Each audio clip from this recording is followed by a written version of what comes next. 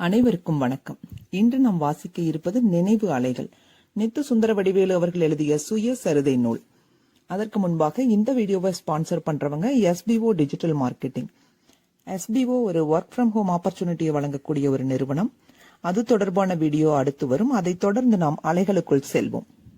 Skip பண்ணாதீங்க. பெரிய தப்பு. தினம் 300 ரூபாய் சம்பாதிக்க அரிய வாய்ப்பு. இன்ஸ்டாகிராம், Facebook பயன்படுத்த தெரிந்தால் போதும். Content post and content publishing மூலமா தினம் 300 ரூபாய் சம்பாதிக்கலாம். இந்த வேலை செய்ய 5 நிமிடம் போதும். Work training support, group communication support, all language customer live chat support, முக்கியமா சொந்தமா ஒரு பிசினஸ் ஸ்டார்ட் பண்ற அளவுக்கு உங்களால கற்றுக்கொள்ளவும் முடியும், சம்பாதிக்கவும் முடியும். இந்த வேலை வாய்ப்பு வழங்குவது 5 வருடத்திற்கு மேல ரன் ஆகிட்டு இருக்க நம்ம தமிழ்நாட்டு company school of business organisation private limited. மேலும் விவரங்களுக்கு டிஸ்கிரிப்ஷன்ல கொடுத்திருக்க நம்பருக்கு வாட்ஸ்அப் பண்ணுங்க. அனைவருக்கும் வணக்கம். இன்று நாம் வாசிக்க இருப்பது நினைவு அலைகள். நித்து சுந்தர வடிவேலு அவர்கள் எழுதிய சுயசரிதை நூல் அத்தியாயம் 18 தொடர்ச்சி. தமிழ் மன்ற மாணவர்களுக்கு மேற்படி தாயுமானவர் பாடல் பழக்கமானது. எனவே நான் ஒப்புவிக்கும் போது அவர்கள் உள்ளம் சிறகடித்து பறக்கவில்லை, மாறாக அப்பாடலில் ஒன்றிவிட்டது. பேச்சு மூச்சு விடாமல் கேட்டார்கள். அப்பாடலை முடித்ததும் கையொலி பெரிதாக இருந்தது. கைகால்கள் தந்தி அடித்ததையும் உடலெல்லாம் வியர்த்ததையும் நொடிப்பொழுது மறந்துவிட்டேன். மற்றொரு பாடல் என்னும் மொழியை கேட்டு நினைவு பெற்றேன். தயங்கவில்லை, தொடங்கிவிட்டேன். பாட இல்லை, ஒப்புவிக்க தொடங்கினேன்.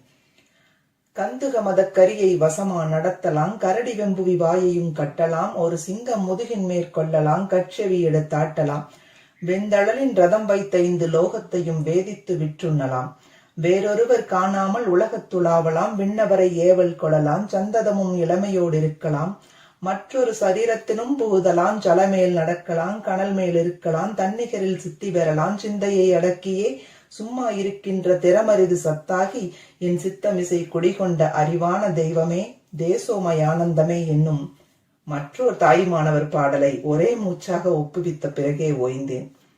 அப்போதும் கையொலி பெரிதாக இருந்தது. இப்பாடலும் பாடநூலில் மனப்பாட பகுதியில் சேர்ந்தது. கேட்டிருந்தால் தாயுமானவருடைய பாடல்களில் மேலும் சிலவற்றை ஒப்புவித்திருப்பேன். அமுதத்தையும் அளவிற்கு மேல் உண்ணலாகாதே, எனவே மற்ற நிகழ்ச்சிகளுக்கு மாறினோம். வகுப்பு பாடங்களைப் போன்றே மன்ற நடவடிக்கைகள் தேவையானவை, நாட்டஞ்செலுத்த வேண்டியவை.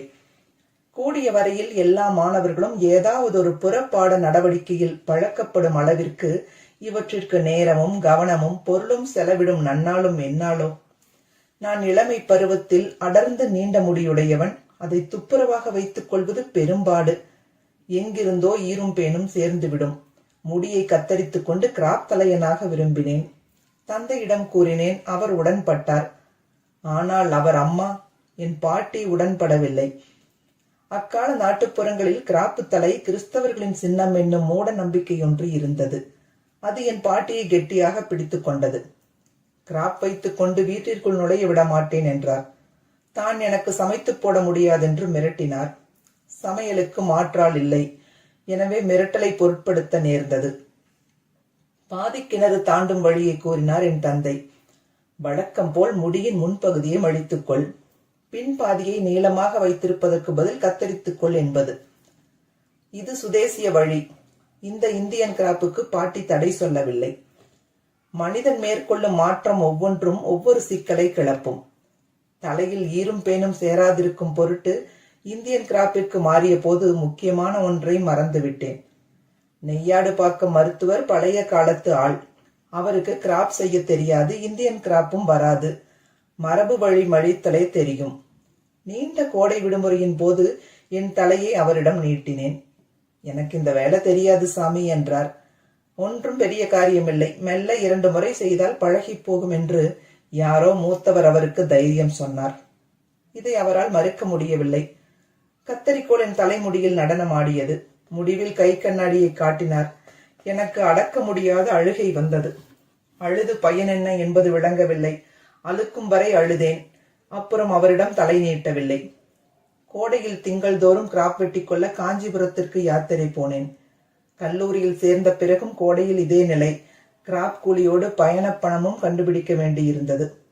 உள்ளூரில் கிராப் வெட்ட ஆள் இல்லாததால் நான் துன்பப்பட்டேன்.